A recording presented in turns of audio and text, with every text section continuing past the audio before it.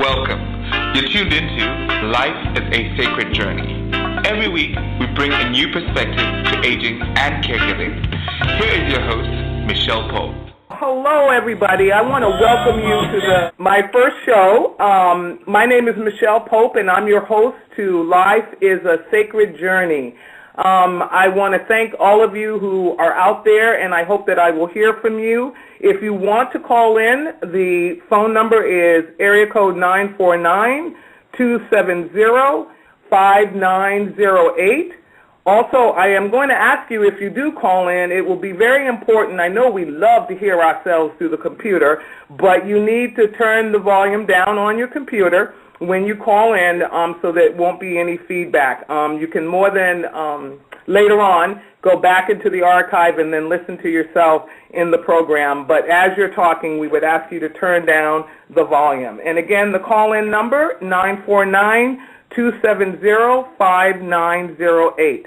I have with me today some incredible women who have been a part of my career and a part of my life sacred journey as the executive director of ASEB, which is a daycare in Northern California that provides services for individuals living with memory decline and other disabilities.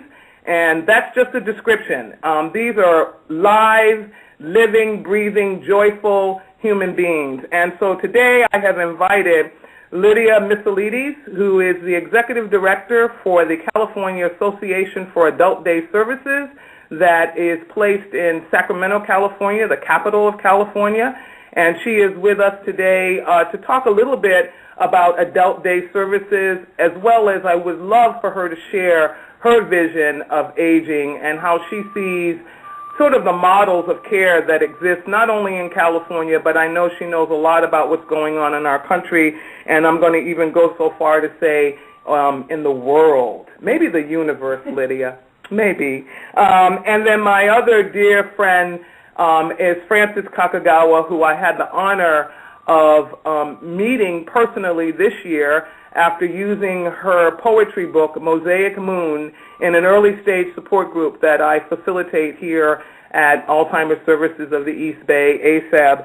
And I'm in love with her philosophy of care. She's been a caregiver, and she's turned that experience into a joyful experience, not only through her poetry, but also been able to put words to the caregiving experience that might support other caregivers who are beginning the journey, or even for caregivers who've already passed that journey but are examples of how caregiving changes us all. So again, this is our first episode, so bear with us and bear with me as I muddle through this, and I'll do my best. And I want to tell you the reason that this show is happening. Life is a Sacred Journey began because I had the honor of having some interns with me since March of this year from an organization called Collabriv here in the Bay Area. They are the producers of this show, in Katia, Bruges, and Tiara, and I want to just shout out to them and thank them for making this possible, the inaugural show. But they were here and they said to me, why aren't you sharing your vision, your dream with the rest of the world? And I said, because I'm scared. I can do it in Sacramento and I can do it with family and friends, but it's far more difficult to know that my thoughts are reaching out into the world. But needless to say, they convinced me to do so. And so I'm going to share my thoughts with you. I'm going to share my life sacred journey with you. We're going to come on the air every 2 weeks so that you have an opportunity to come back. We're going to talk about everything that that is involved with being a human being and aging in this country, the world, and at some point I might even tap into the universe and see what that's all about. So I want to thank my callers, and also I believe Kathy has joined us. Kathy is also a person that works with CADS and works with Lydia, and she has a wealth of experience with caregivers, and so you'll hear her voice at some point. So I want to thank you, all of you ladies, for joining me today.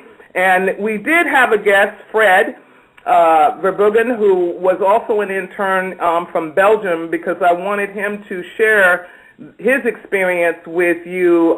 There's a town, city in his country that is one of the dementia-friendly places, and I wanted him to share, but he's had a family emergency and will not be joining us today, but in the future, I hope Fred will be with us. And Fred, if you're listening, we miss you.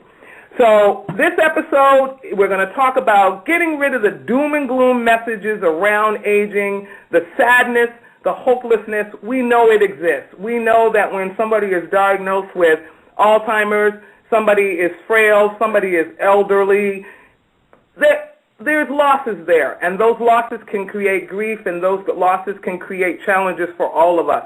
But what if we created this new path that said, it's a journey, it's just a change, it's just something different? What would that bring to us? What would we be as a society if we went back to sort of the old way of embracing our seniors and keeping them engaged and involved regardless of their cognitive ability? So I'm going to open it up with Lydia. Lydia Micheal is a nationally recognized expert in adult day services and aging and long-term supports. In her 35-year career, she has worked on public policies in the areas of mental health, developmental disabilities, and aging. Ms. Micheal was one of the first recipients of the National Adult Day Service Association Ruth von Buchen Award to honor her contributions to the field. She is a dear friend, a colleague, and somebody that I admire very, very much. So Lydia, as we begin, I'd like you to start us by just kind of talking a little bit about, one, adult day services. Secondly, draw CADS into that conversation a little bit so people understand why this organization is vital to adult day services in the state of California. And we'll start there. So welcome, Lydia. Thank you so much, Michelle, and ASEB interns, the A-team. And it's a pleasure to be here with you and to join this show with Francis. And I am joined by my colleague Kathy here, who between the two of us, we've not only worked with so many caregivers around the state over many, many years and supported programs like Michelle's, but we've all had our own personal caregiving experiences that have certainly enriched our lives. I think I can speak for Kathy, too, on that, because we share with each other the challenges and joys and the sorrows that go along with a caregiver. So I wanted to just quickly say that I personally believe that programs like ASEB and many others like ASEB around the state truly were the pioneers in expressing just what Michelle has described. The fact that 20 years ago, a diagnosis of Alzheimer's disease pretty much meant placement in a nursing facility. And I truly believe that it is because of programs like ASEB and the learning that took place as ASEB, Michelle, and others joined together to build dementia-specific programs around the state that we collectively learned and we showed others that a diagnosis of Alzheimer's meant that a person could remain living at home with their loved ones. They could still experience a quality of life that hopefully our goal would always be would stay with them until the day that they did leave this earth. And I think your program, Michelle, and others like yours have shown that, and they've shown a path for families that hope and provide support and recognizes the human dignity, as you said earlier, that resides within every single one of us, no matter we suffer a head injury, a cognitive condition comes upon us, we experience Alzheimer's, whatever that is. So I'm just extremely proud to be associated not only with you, Micheal, but with our network of programs caregivers around the state who dedicate their lives every day to this mission. It's really been remarkable for me as our association. We are kind of a little hub, I guess we'd call it. We're small. I say little because we're a small office of 4 people. But we're kind of a hub for bringing together all the programs like yours and programs that specialize in other kinds of care during the day, and share experiences, share learnings, provide training, lobby in the Capitol, do all of the work that needs to be done to support each other as programs. So I'm excited to be part of the conversation today. And I am excited that you're here. And for the listeners, Adult Day Services in California is a place. It's a place that people go to during the day, and Adult Day Health programs particularly are a place where health care happens during the day, and we like to think of it as similar types of services that one would get in a nursing home, with the added benefit that the person gets to go home and sleep in their own bed at night. So we have different types of programs around the state who specialize in different kinds of care, to have different licenses. There's actually 2 regulatory licenses. And there's a similar pattern around the country. California is one of the most regulated. We have a lot of rules we have to follow.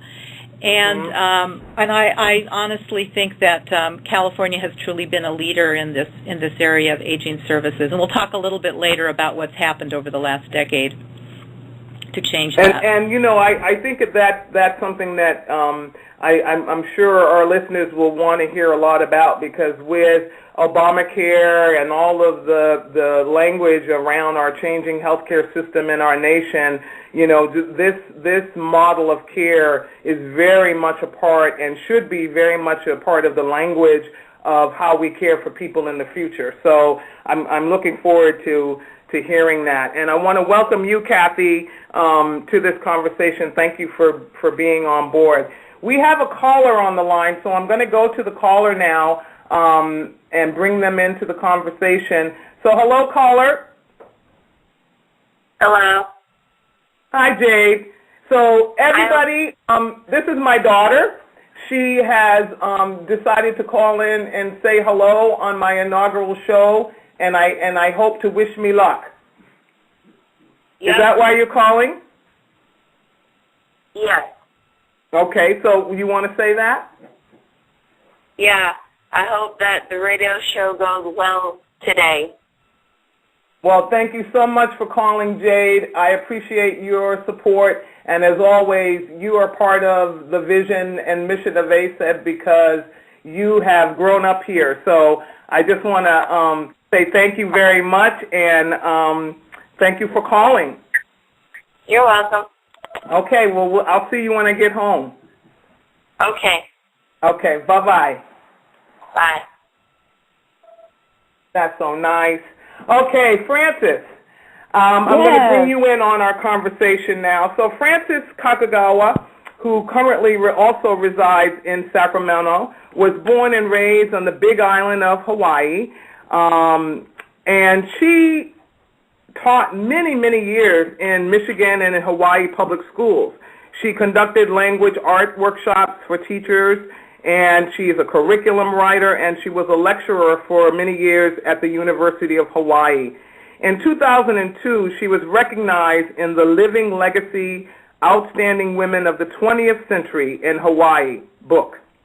Today, she continues to write, conducts writing support groups for caregivers, gives writing workshops for adults and children, and one of my favorite characters that she's created is Wordsworth, who is a mouse.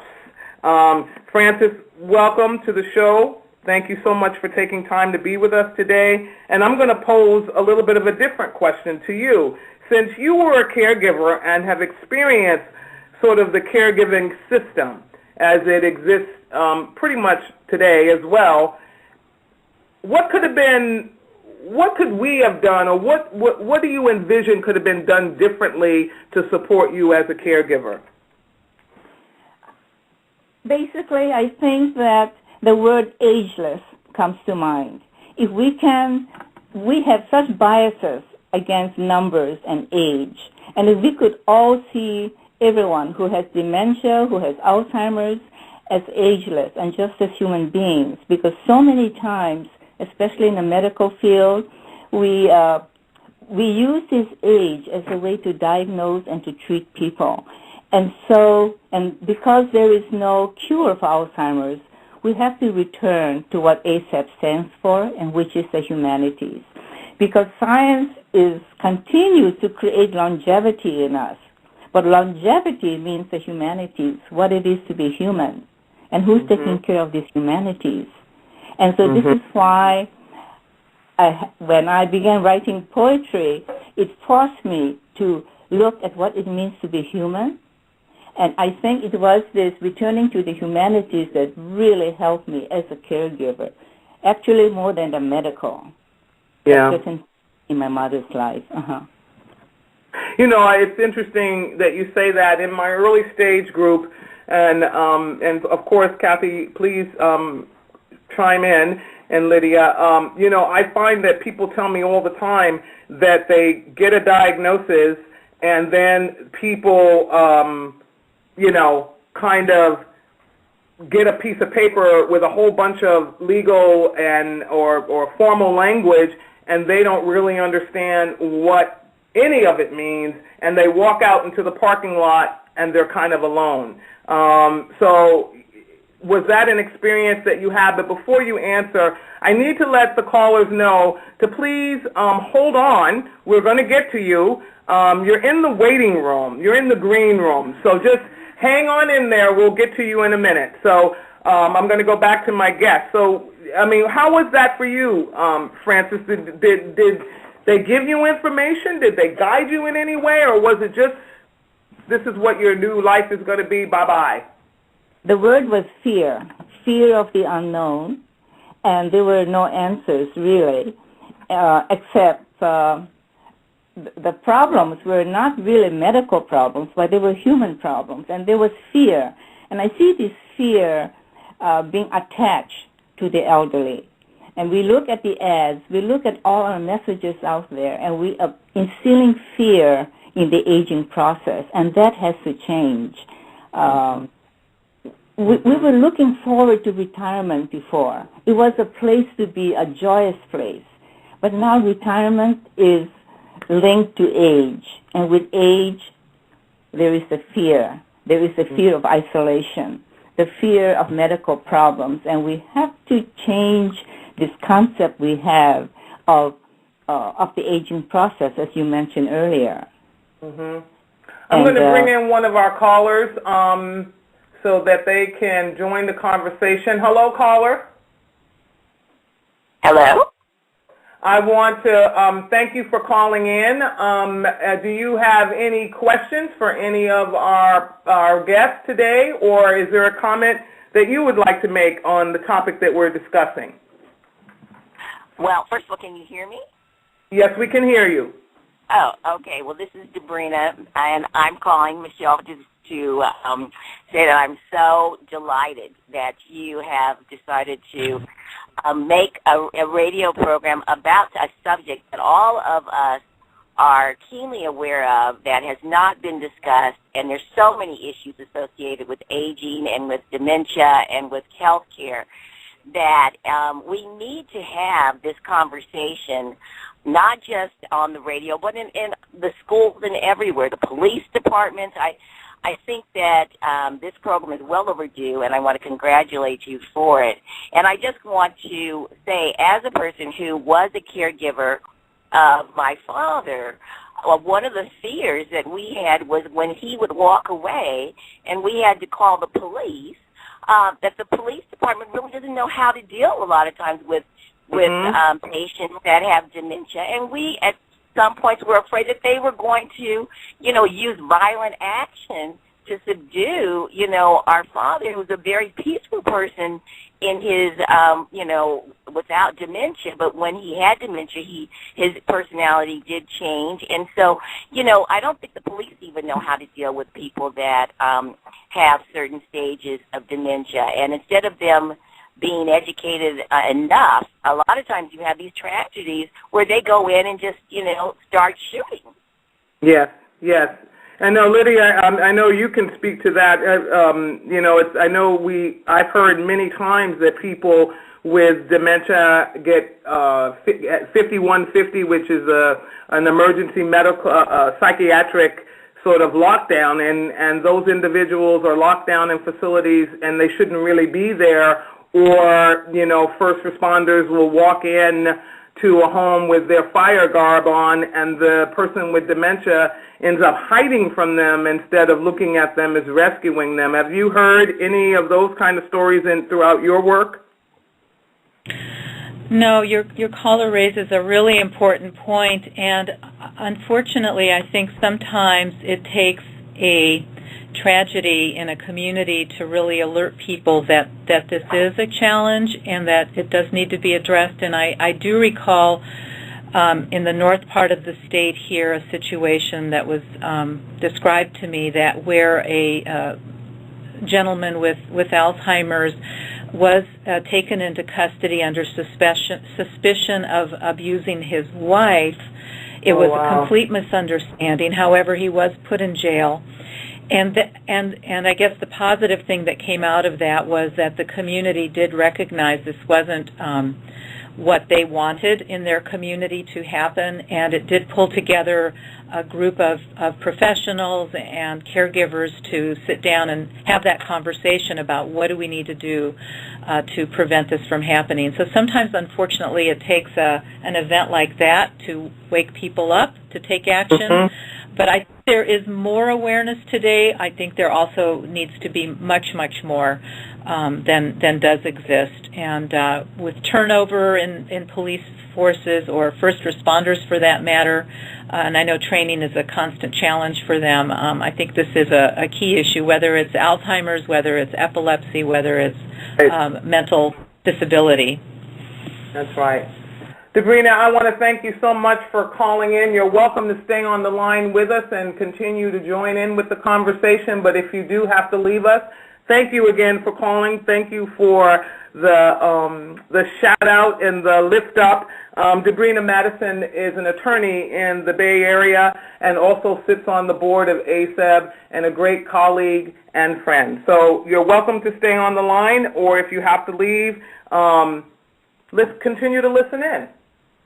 And we have another caller here. I'm going to bring this caller on the line. Hello, caller. Welcome. Hello. And welcome. How can to Life is a Sacred Journey? Have you been listening in on our conversation? Is there anything you would like to add, or any question that you have for any of our guests? Well, yeah, I have a question. Actually, I have two. Okay. Okay. You have the floor. My question is that I've seen where this is, ask Micheal, friend or foe. My name is Gary, and there have been times when I've heard of people coming into your home as caregivers, and they totally disrupt your whole household.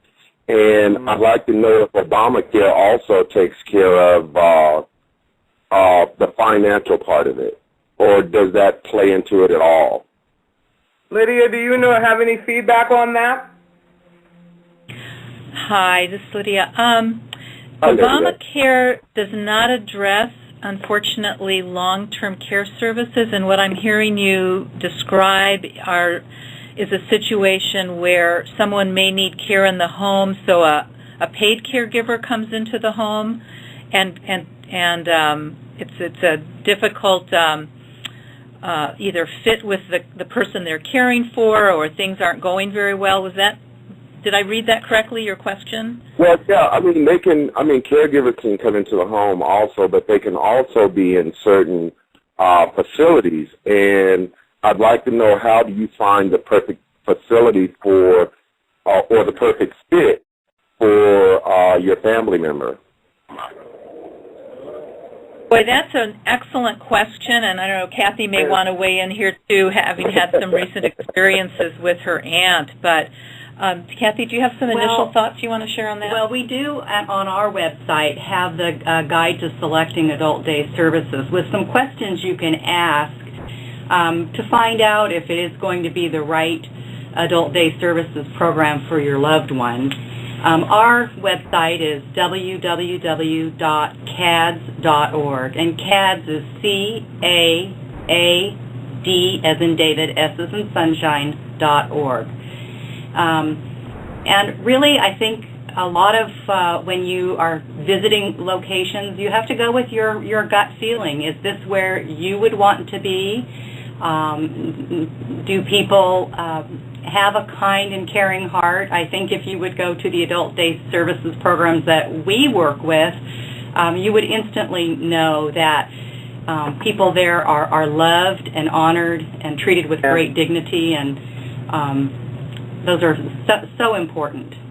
And I would also add that when go to the facilities different times of the day, in many of the congregate living situations, if that's what you choose as a caregiver caring for your loved one, the staff changes, and so you want to be there to see what the staff changes are like. Odor is something that is a no-no in the facilities.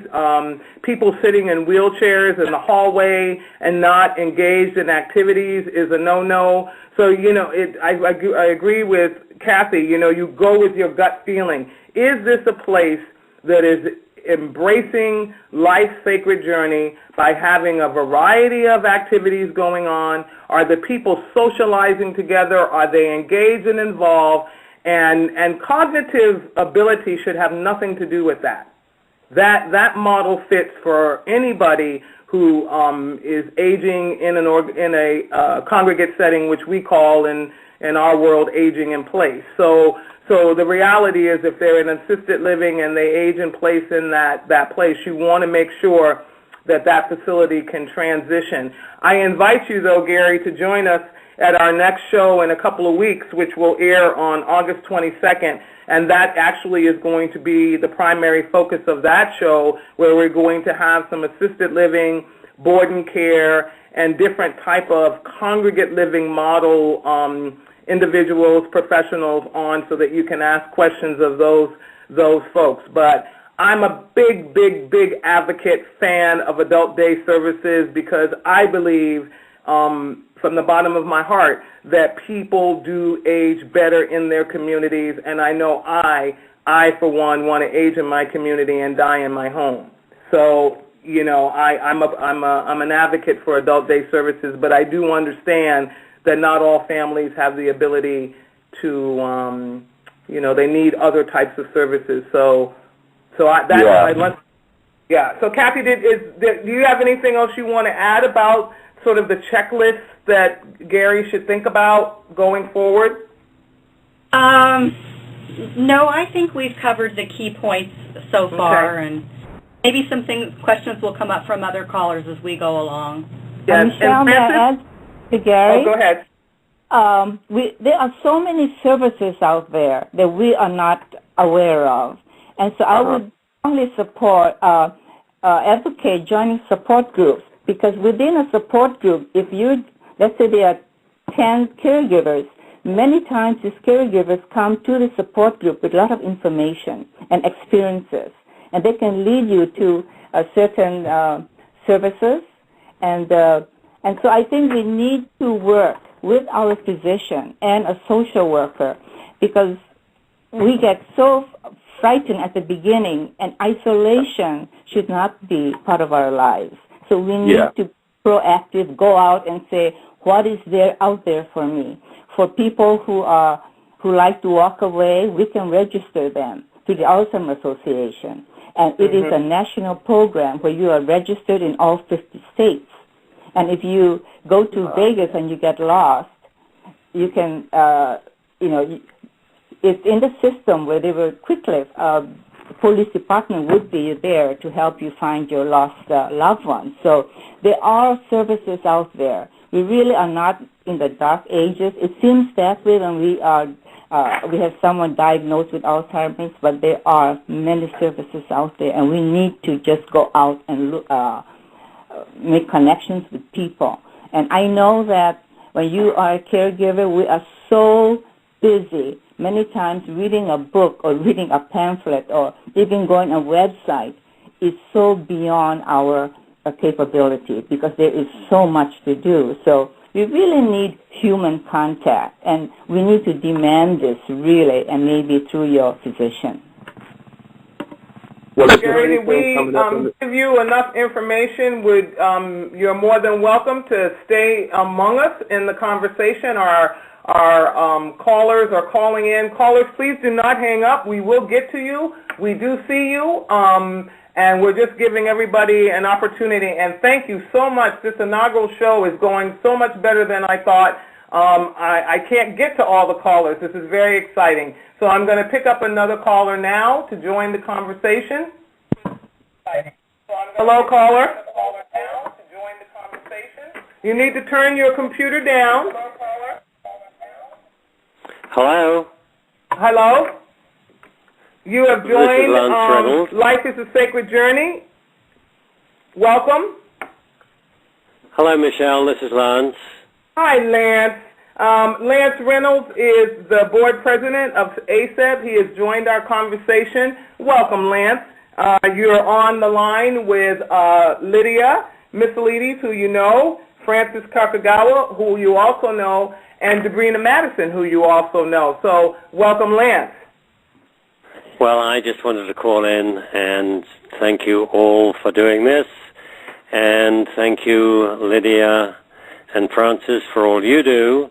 And I'd just like to mention a couple of other women that really do a great deal for adult day services, and those are two assembly members, Mariko Yamada and Nancy Skinner.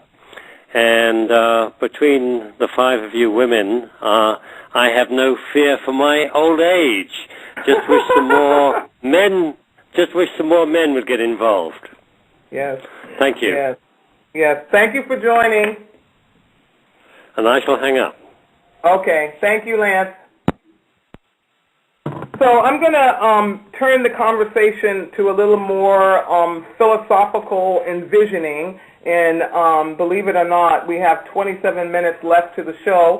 Anyone who wants to call in, please feel free to do so. Again, when you call in, if you would turn down the volume on your computer so that we don't have that backlash, we greatly appreciate it. All of the shows will be archived, so you can go back and listen to yourself later on. So the big question that comes to mind for me is the power of language. I have always felt that language is playing such a pivotal role in how we're adapting and how we're coming to grips with aging in our lives. I have never seen anything that says, be, unless it's AARP, be the great 50, 60-year-old woman. You're strong, you're vital, you're still going to be able to do things, and the world is here to embrace you. Why not? What has happened to us as a culture that we're not looking at every phase of the sacred journey of life and embracing every phase of it, including our eldership? Does anybody have any thoughts on that? Francis, why don't we start with you? How did we get here? Okay. 4 years ago it all began. They called me elderly, neatly categorized under old. They began mailing me funeral plans, nursing home ads on slick colored sheets in large black print. They gave me flu shots before anyone else, invitations to free luncheons by long-term care insurance agents. You are dying, the messages said. Shall I tell them of my 88th birthday, when I plan to make love and hear the leaves move on a windless day? When I am 88, I will have a love affair that will leave me trembling on a windless day. I will drown in Puccini, Mozart, Verdi, tidal waves roaring inside of me. I will feel the brushstrokes of Van Gogh, clawing, bleeding my inner flesh. I will be Shakespeare, vibrant on stage, rivers rushing, splashing over moss and stone. I will become soft, sensuous, wet against your skin, silk against steel. When I am 88, I will still be woman, yes. And that's my defiant poem on aging. Wow. Wow. And Micheal, I'm reminded of what you told me once, that you are going to try to work with a Depends company and help them make skinny Depends instead of the bulky Depends that we are forced to wear. I think if a woman 90 years old wants a bikini Depends, she should have it. Let's go out and I'll be the person to help with the prototype. Yes, definitely. So, Lydia, you have any insight? I mean, a 50-year-old woman. Francis, that was beautiful. Thank you. But Lydia, how does that resonate with you with the current environment that we're dealing with adult day services? Francis's words mean joy. Francis's words mean open the door so that I can be the human being that I'm transforming into. How is Adult Day Services embracing that same vision? Wow, I think it happens every day. Love affairs are happening probably as it's 5:30, not as we speak, but... about an hour ago. Yeah, about an hour ago. You know, I was struck by not only the poem, that is a wonderful poem, Francis. I'm going to run out and get it. But your comment about human contact and how important that is. And, you know, in our society, we have a fierce adherence in the United States of America to the word independence. And sometimes I think that that word actually causes us to lose connection with people and to not reach out for help when we need it and to not ask for support when we need it. So I believe in your thought there about the power of words, Micheal, and I haven't really spent a lot of time thinking about it, so I'm not going to say much more, but I think that's an area that could definitely be the topic of another of your radio shows, and maybe even bring in a linguist, somebody who really understands and cares about how language shapes our view of the world. Yes, Lydia, that is so right, because a simple word, like when I say I'm coping with caregiving, the word coping is such a negative aspect.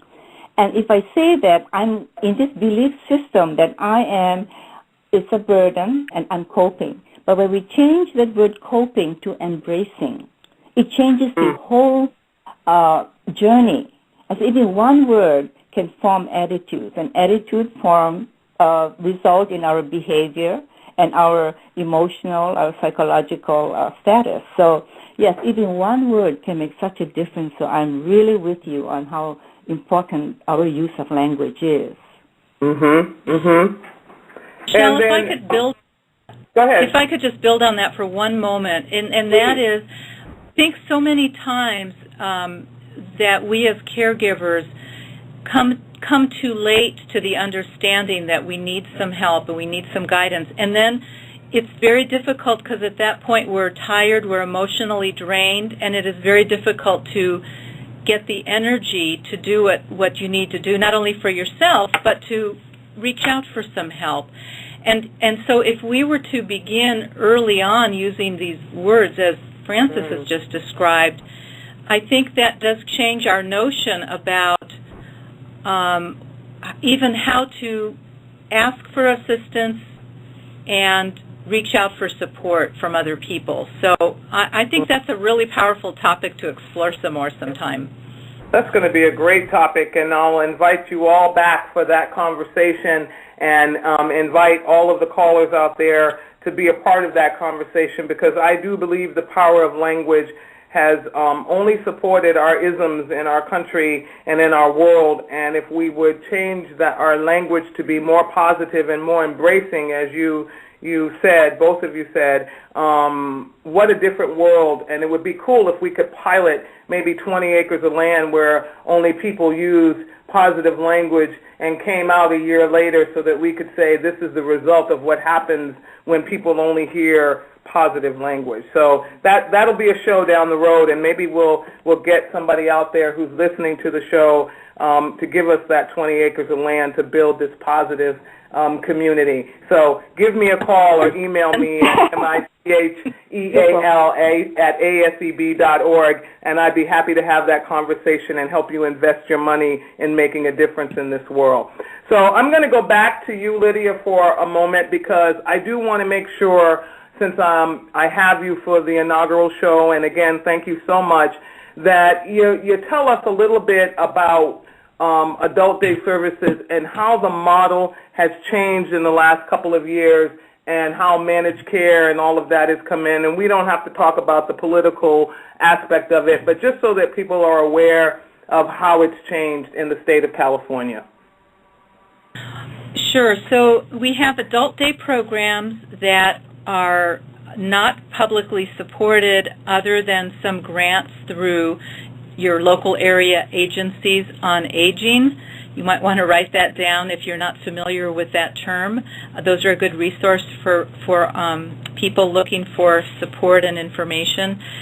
And they're typically a little bit smaller size facility, and they operate on a private pay basis. In other words, people pay out of pocket, and they typically focus on the dementia population to serve that population. Those centers are a little more difficult for us to track because our State Department of Licensing doesn't separate out those programs from those that serve other populations, like those with developmental disabilities. Okay. In the adult day health care category, Michelle's program is a licensed adult day health care. There's now a new requirement that came about last year that anyone who is Medi-Cal has to first enroll in a Medi-Cal managed care plan. That's what many of us know as an HMO, in order to attend the adult day health care program. So that's a change that happened. Programs, of course, are always open to private pay, paying out of pocket, and some programs have a large number of people in that category and others do not. But the key change that happened was making it a little bit more difficult for people on Medi-Cal to access this care and requiring those individuals to be part of a Medi-Cal HMO before they can get authorization to come to the center. So is that, I mean, in the long run, has that been a better experience for individuals to to avail of adult day services, or has that created some more barriers for individuals who, as we've already described in the first half of our show, that are already dealing with challenges of too much data, too much information, and not knowing where to start? I think the impulse behind this was a good impulse, that there's a very strong belief that connecting people with an HMO where their care can be better coordinated along with the center is a positive thing. Unfortunately, we don't have time to get into any details right now. It has created some delays in people accessing care. We're going to be working on getting that changed in the next year and trying to streamline that process a little bit more. It has been difficult for the medical community to understand what this change means in terms of their relationship, the doctor's relationship with the patient. So a lot of confusion has emerged from the medical community. We've had delays in accessing services varying around the state. Of course, some counties don't have Medi-Cal HMOs, so nothing much has changed there. But in Alameda County, that's definitely a big change. And in Alameda, there's a great deal of support and recognition of the value of adult day services. I think that is beginning to be understood in other counties in the state much more than it did a few years ago. So I think ultimately that this is going to be a positive change, but we've definitely had some very rocky months in the past day, and I think a few more rocky months ahead. And so when you envision our future and our elder care system, what does it look like? Well, you know, it's been really hard for me to sit back and envision because we've been in such a survival mode. I have to be honest with you, Michelle, for the past really 5 years, most intensely the last 2 years. But I can tell you that given the demographics of our state and our country, aging baby boomers, cost concerns, and so on, that something's got to change in the future. And services for the elderly and for Alzheimer's care in particular have been devastated over the past decade with budget cuts. And some of your listeners may think, well, you know, I'm not on Medi-Cal, my loved one isn't on Medi-Cal, that really doesn't concern me or doesn't affect me. But it really does, because as we lose programs like the reduction of caregiver resource centers by 75%, the elimination of funding for Alzheimer's daycare resource centers, those programs, as they get eliminated or diminished, also means access to that care for you and I and others who may not be on Medi-Cal today is also diminished. So it really hurts our whole community when this happens, and I think we have to all work hard to rebuild what we've lost, maybe in a different way, maybe there's new improved methods we've learned, but I think the next few years we really have to all work hard on rebuilding what we've lost and establishing, like you said, a vision for a system that provides choice, gives people information quickly and when they need it, and gets people to care quickly and when they need it. And I invite any people out that are listening to this show, that are becoming a part of this show, if you're out there and you're providers, if you're out there and you're a caregiver, if you're out there and you're just a person who wants to make a difference in the world, please go to www.caads.org and give CADS your support. They are a nonprofit organization. Donations are accepted to assist in their work, or just get involved for when there are times for advocacy. I do believe as a universe, as a world, it's time for us to stand up for the things that we believe in. And if we are using the word community, that means you're also standing up for your neighbor, even if you don't know who your neighbor is. So I invite you to go to the CADS website, learn about the services that are out there. There's a battery of information. You can go on the website and they can guide you through not only the legislation, but some of the things that are going on down the line. Don't be a victim because you are not aware. And information is there, and I believe that CADS can share that information with you. And I also want to invite you to go to Francis Kakugawa's website, because Francis gives us inspiration to look at not just the administrative stuff, not the political stuff, not just the financial stuff, but she gives us inspiration to believe that there is hope, to believe that we can all make a difference, and that people living with Alzheimer's and dementia, frail elders, for a lack of a better way of saying it, that all of that, if we join together, take our talent, skill, finances, we can create a better system not only for the people who are aging today, but for ourselves. We have 10 more minutes in the show, and I want to, before we close out, I also want to leave enough time for Francis to share another poem with us, but I want to also give Kathy, is there any comments that you would like to make before we close out on anything that we've discussed during the show today? Well, I just want to say, from having recent experience as a caregiver for my aunt, who I adored, it was really an honor and a privilege to be with her and act on her behalf when it was necessary. And that's, as hard as it was, that's something I'll always treasure, and it was actually a beautiful life gift for me. Caregiving is life-changing. I tell people all the time, Kathy, when they come here to volunteer, I said, when you walk through that door, you're going to be one person.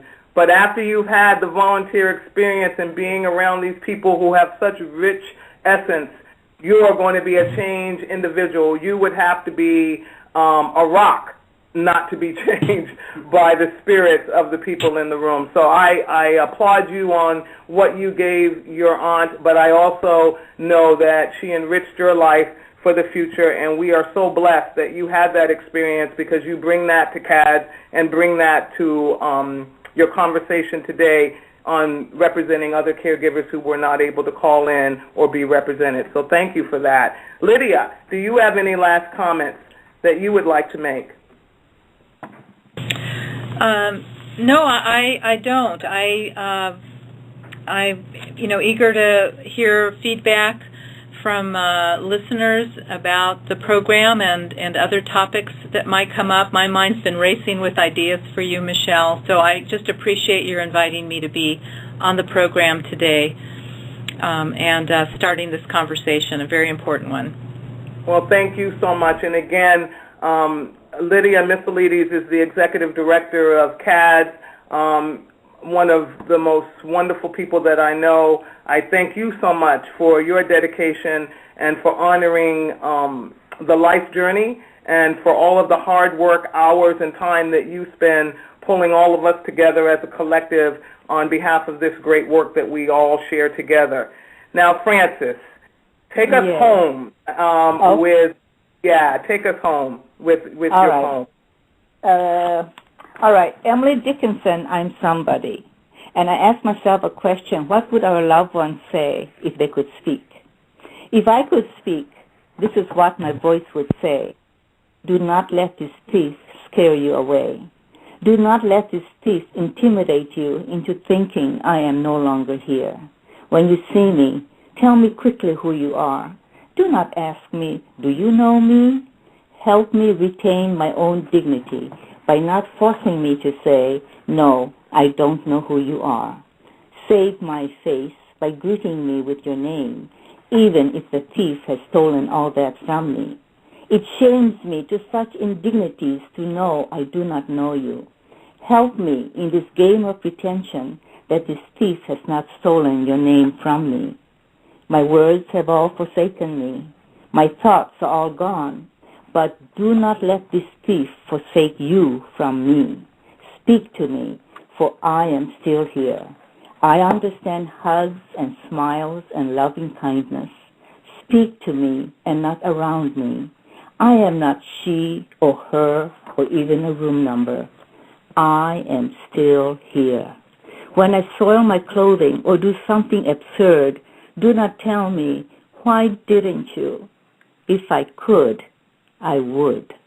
I know I have turned into a monstrous baby. If I could, I would not allow this thief to let you live and see what he has stolen from me. I know my repeated questions are like a record player gone bad, but my words are gone, and this is the only way I know to make contact with you. It is my sole way of saying, yes, I know you are here. This thief has stolen everything else except for these questions, and soon they too will be stolen away. Yes, I am still here. Help me keep my dignity. Help me remain a human being in this shell of a woman I have become. I beg that you not violate the person I still am. In my world of silence, I am still here. Oh, I am still here. Thank you. Oh, Frances, thank you so much. I want to also ask the audience, and I know Lydia had said, Frances Kakugawa, Kakugawa, the name of the book that has the poem that she just recited for us that I love is Mosaic Moon, Caregiving Through Poetry. And I also, for any caregivers out there, Breaking the Silence, A Caregiver's Voice is another publication of Frances with the support and contributions of her friends, her many village friends. And so these are good resources, and they're not resources that are going to bring you down and make you feel sad. These are resources that will join you and partner with you as you go through the journey of caregiving. And as Kathy said earlier, yes, it's hard. Yes, it takes a lot of time, but your patience and your hope and your desire to show that you can love someone unconditionally will be the change that we need as the people that are out there as professionals to change the system, because we need your voice and we need you.